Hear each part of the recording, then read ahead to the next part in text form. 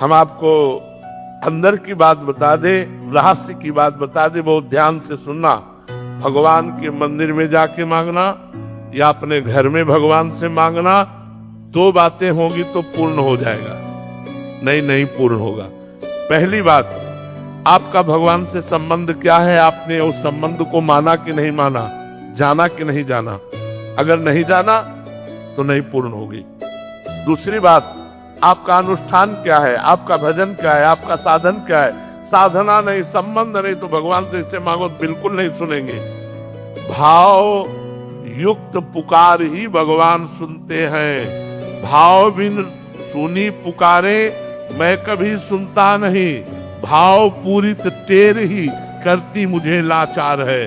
भाव का भूखा हूं मैं और भाव ही एक सार है। अगर भाव नहीं है, हे भगवान हमारा काम कर दो, तुम्हारे नौकर है भगवान, तुम्हारे कर्जदार है भगवान, तुमने जो कर्म किया उसको भोग।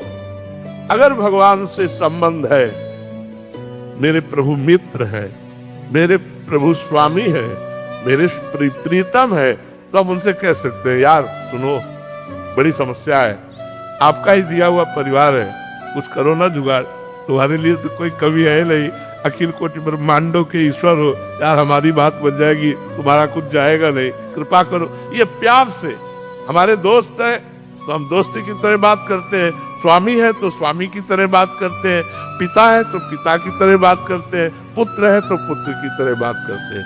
अब आप पूछ रहे हो 1 लाख का हार का और जेब में नहीं है 25 पैसे, तो धक्का मार के ही भगा देगा। तो कितना तप है तुम्हारे पास, कितना पुण्य है तुम्हारे पास, कितना आपके पास भजन है, अब वो है नहीं और भगवान से कोई हमारी पूर्ति कर दे तो सब मम प्री सब मम उपजाए। संपूर्ण सृष्टि भगवान की है और विधान रख दिया है, अवश्य में वो भोक्तव्यम कृतम कर्म शुभाशुभम।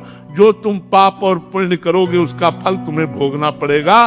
दुख या सुख तुम्हारे कर्म के अनुसार तुमको प्राप्त होगा। कर्म प्रधान विश्व रचि राखा और जो जस करे तास फल चाखा।